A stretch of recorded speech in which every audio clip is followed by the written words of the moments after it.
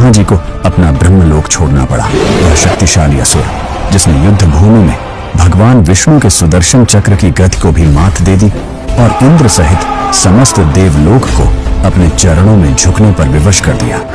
लेकिन जब वही अजय दैत्यराज अहंकार के मद में अंधा होकर साक्षात माता पार्वती पर कुदृष्टि डालने का दुस्साहस कर बैठा, तब महादेव का धैर्य अग्नि की ज्वाला में बदल गया। दरअसल इस विनाशकारी युद्ध की नींव बहुत पहले ही रखी जा चुकी थी। अंधकासुर का जन्म महादेव के पसीने की एक बूंद से हुआ था, जो पूर्णतः अंधकार का प्रतीक थी। असल में जन्म से ही अंधा होने के कारण उसे हर जगह तिरस्कार मिला, जिसने उसके भीतर प्रतिशोध की ऐसी आग धधका दी थी जो पूरे ब्रह्मांड को भस्म कर सकती थी। उसने अपनी अजेय शक्ति प्राप्त करने के लिए हजारों वर्षों तक पाताल की उन भयानक कंदराओं में ऐसी कठोर तपस्या की जिसकी कल्पना मात्र से ही किसी भी अर्शी का कलेजा फट जाए। तपस्या का तेज इतना प्रचंड था कि हिमालय की अमर बर्फ पिघलने लगी और तीनों लोगों के प्राणी त्राही त्राही करने लगे। तभी विवश होकर ब्रह्मा जी प्रकट हुए और उस चालाक असुर ने एक ऐसा वरदान मांगा जिसने सृष्टि के नियमों की धज्जियां उड़ा दी। उसने कहा, प्रभु, यदि युद्ध भूमि में मेरे शरीर से रक्त की एक भी बूंद धरती पर गिरे तो उस बूंद से मेरे जैसा ही वीर और पराक्रमी एक नया अंधकासुर जन्म ले ले। ब्रह्मा जी ने तथास्तु कह दिया, परंतु वे नहीं जानते थे कि वे कितनी बड़ी भूल कर रहे हैं।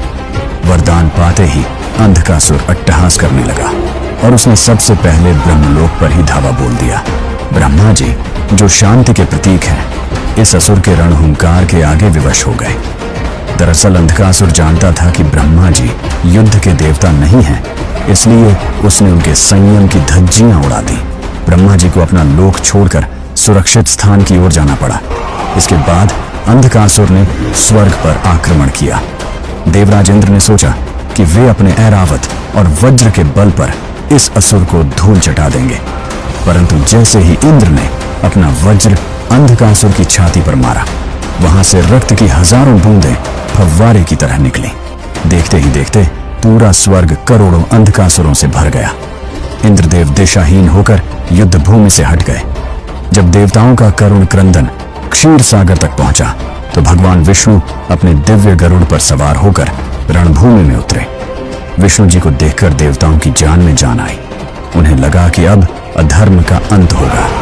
नारायण ने अपनी कौमोद की गदा उठाई और अंधकासुर को ललकारा।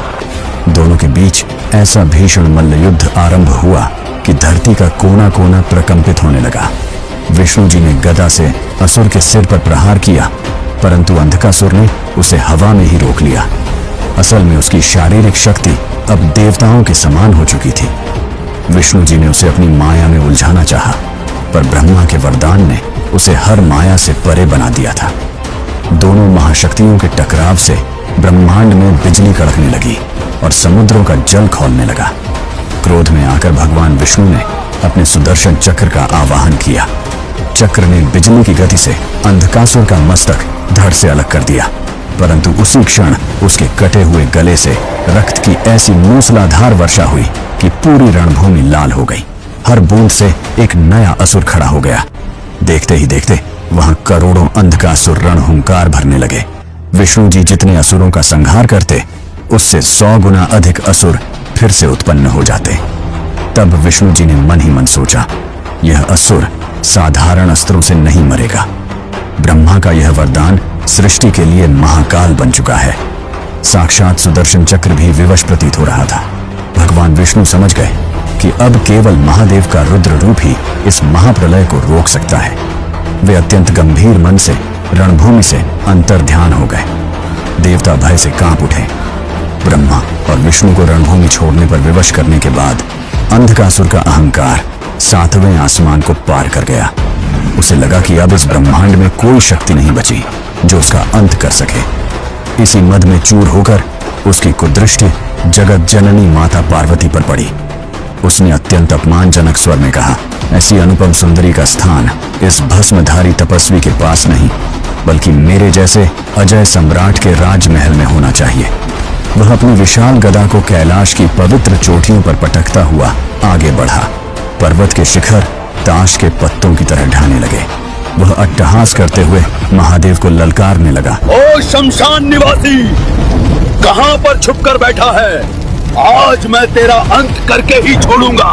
उस समय महादेव महासमाधि में लीन थे, लेकिन जैसे ही उस पापी ने माता पार्वती की ओर अपना अपवित्र हाथ बढ़ाया, वैसे ही कैलाश का वातावरण प्रलयंकारी हो उठा। अचानक महादेव के त्रिनेत्र खुल गए। उनसे निकलने वाले क्रोध के तेज से चारों दिशाएं कांप उठी। उनकी एक हुंकार से हिमालय की चोटियां आपस में टकराने लगीं और पूरा ब्रह्मांड थर थर कांपने लगा। महादेव समाधि से उठे और उन्होंने अपना पिनाक धनुष उठा लिया। रणभूमि का दृश्य इतना भयानक था कि साक्षात मृत्यु भी अपना मार्ग बदल ले। महादेव ने अंधकासुर पर बाणों की वर्षा कर दी। प्रत्येक बाण बिजली की गति से असुर के शरीर को छलनी कर रहा था, परंतु वरदान के कारण समस्या घटने के बजाय बढ़ती गई। उसके सीने से रक्त की मूसलाधार वर्षा होने लगी और अरबों नए अंधकासुर उत्पन्न हो गए। वे सब एक साथ महादेव पर टूट पड़े और चिल्लाने लगे, महादेव, तुम्हारे ही प्रहार हमें और शक्तिशाली बना रहे हैं। कुछ क्षणों के लिए ऐसा प्रतीत हुआ मानो महादेव असुरों के चक्रव्यूह में घिर गए हों। देवता दिशाहीन हो गए। क्या आज महादेव भी इस रक्त बीज मंत्र के आगे पराजित हो जाएंगे? तब महादेव ने अपनी योग माया से उस स्वरूप का आवाहन किया जो केवल महाप्रलय के समय जागृत होता है। उन्होंने प्रलयंकारी रणहुंकार भरी और माता महाकाली चामुंडा को पुकारा। आकाश फट गया। खौलती ज्वालाओं के मध्य देवी काली प्रकट हुई। उनकी जिह्वा से अग्नि निकल रही थी और नेत्रों में महाविनाश का क्रोध था। महादेव ने अपना त्रिशूल उठाया और अंधकासुर के असली शरीर को भेद कर उसे आकाश में ऊंचा उठा लिया ताकि उसके रक्त की एक भी बूंद धरती पर न गिरे। उधर माता काली ने अपना विशाल मुख फैलाया और असुर के शरीर से निकलने वाली प्रत्येक रक्त बूंद को आकाश में ही पीना आरंभ कर दिया।